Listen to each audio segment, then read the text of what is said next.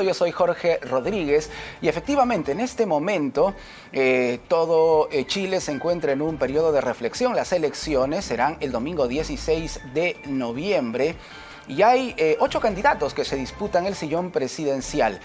¿Qué puede pasar? Hay 3 candidatos de centroderecha que junto a la candidata de izquierda están punteando en las encuestas y ya estamos en comunicación para analizar este punto con Felipe Godoy, analista político. Felipe, ¿cómo estás? Bienvenido a Perú, bienvenido a RPP. Hola Jorge, muy buenas tardes, un gusto de saludarte y a todo el Perú. Muchísimas gracias. Bueno, en las últimas horas, primero, ¿cómo está el ambiente en Chile, el ambiente electoral?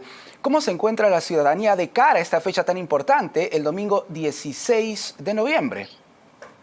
Claro que sí. Mira, tenemos una situación anormal porque Chile se había caracterizado en las elecciones al menos en tener un comportamiento más bien de centro-izquierda y este periodo con 3 candidatos fuertes de la derecha ha marcado un contrapunto porque además al tener voto obligatorio, que es una cuestión novedosa en nuestro sistema electoral presidencial desde hace muchos años, ha implicado que hayan grandes cambios en las encuestas y siempre la gente que vota por el voto útil, digamos, hay grupos que son más identitarios, ideológicos, que tienen elegido previamente su sector. Pero el grueso de la población que decide en base a los problemas cotidianos que tiene está muy dubitativa, fíjate.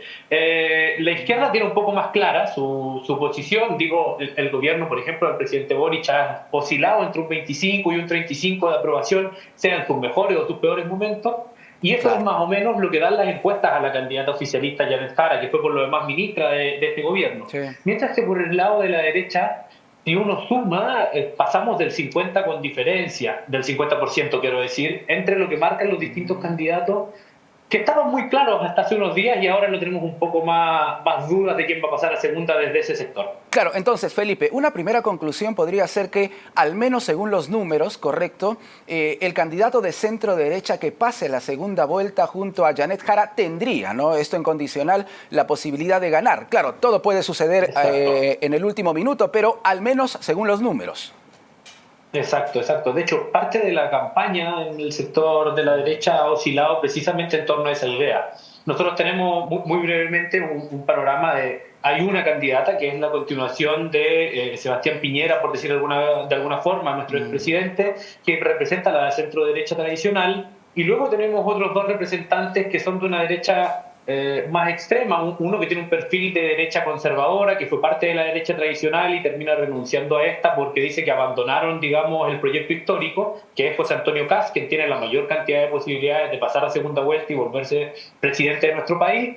Y en segundo lugar está Johannes Kaiser, quien es un candidato más de corte libertario, si se quiere, Sí. le han puesto el Milei chileno, y que en ese sentido propone algunas cuestiones menos conservadoras, que podríamos decir, vinculadas al tema de Kast, sino que recortes grandes de presupuesto, eliminar ministerios y ese tipo de ideas, ¿no? Que ya hemos visto en otros países.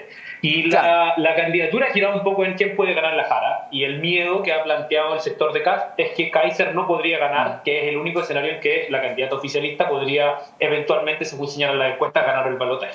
Vamos a hablar un poquito de las propuestas y me quiero fijar en un tema Claro. bastante puntual, la migración y el impacto de la migración en Chile. Janet Jara ha dicho que habría que ordenar el tema, ¿correcto? Una suerte de periodo en el cual se pueda formalizar a los migrantes que en este momento se encuentran en situación de irregulares en Chile. Sin embargo, Johannes Kaiser ha lanzado una suerte de advertencia, ¿no? Ha dicho que apenas llegue, ¿no? A Palacio de Gobierno, los migrantes irregulares tendrán que irse del Perú. Encontramos aquí entonces argumentos totalmente contrarios. Exactamente. Sí, fíjate que, bueno, el tema de la migración lo compartimos probablemente muchos de los países del mundo, en particular de Latinoamérica, en este último periodo, y tiene distintas formas de solución. Nosotros hemos visto, por ejemplo, que durante este gobierno se ha logrado reducir la migración. Nosotros veníamos de niveles de migración muy altos, tenemos, nuestra población es de alrededor de 19 millones de personas, de las que 1,5 millones son migrantes, lo que es un número considerable. En ese sentido, se ha tratado de regularizar a quienes están hoy día migrando. Ha sido parte, el enfoque que propone en ese sentido la candidata Janet Jara es similar a lo que ha propuesto en esa lógica el gobierno, de tratar de regularizar y poder buscar, por tanto, formas de entregar ayudas, pero al mismo tiempo ordenar, por decir de algún modo, la situación dentro del país para poder diferenciar. Porque, como en todo orden de cosas ocurre, se mezclan a todos en un mismo saco y termina habiendo claro, violencia contra personas que son migrantes regulares y que no hacen ningún daño al país y le interesa su crecimiento, con otros que son francamente delincuentes, ¿no? En ese sentido, las propuestas del candidato Johannes Kaiser hacen mucho eco en la ciudadanía que está hastiada de esta situación. Nosotros vemos en la calle cuando uno conversa, la gente está realmente cansada. Las encuestas marcan, de hecho, que el tema de seguridad y migración marcan en torno al 60% de las prioridades de las personas en nuestro país. Según marcaba hace unos días un análisis de la BBC, eran el 63% que consideraban que estos eran los problemas más urgentes del país, lo cual en realidad hace que esta pulsión autoritaria tenga un espacio relevante como respuesta a este problema. A la gente le hace sentido, digamos, que digan vamos a poner mano dura y los vamos a echar. El tema es que cuando se han visto alternativas similares, como digamos, hacer un muro, en general han tendido a fracasar. Por tanto, ahí estamos atentos a... nosotros queremos soluciones concretas, un poco lo que dice la gente, queremos soluciones concretas, pero también reales. Correcto. Y en ese sentido has tocado un punto neurálgico, realmente, Felipe, el tema de la inseguridad que también azota a las familias de Chile. ¿Qué dicen los demás candidatos? ¿Cómo han ido encaminándose las propuestas sobre un tema tan importante, la inseguridad ciudadana en Chile? Exacto. Fíjate que desde el oficialismo hemos tenido una postura bastante compleja porque uno mira al gobierno de Chile y es el gobierno que ha sacado mayor cantidad de leyes en temas de seguridad, que es un poco de lo que trata de hacer gala la candidata oficialista, decir, oye, a nosotros no nos da lo mismo, tenemos todo este pool de propuestas, pero esta visión multidisciplinaria del fenómeno del crimen y del delito que tiene la izquierda le genera mucha mella en torno al debate público en comparación a una derecha que tiene un discurso rápido y simple, que es pongamos más armas y metamos a esa gente a la cárcel o matemos derechamente. Entonces, claro, para una persona que tiene una grave situación de esta percepción de la delincuencia, oscilan en estos sentidos, por ponerlo en propuestas concretas. Lo que dice la candidata Evelyn Matei, que es la representante de la centro-derecha tradicional, es que ella, habiendo sido alcaldesa y anterior candidata presidencial, conoce cuáles son los principales problemas y, por tanto, propone una cuestión más atenuada de decir vamos a atacar con inteligencia, vamos a poner más recursos públicos a la persecución del crimen, etcétera, etcétera.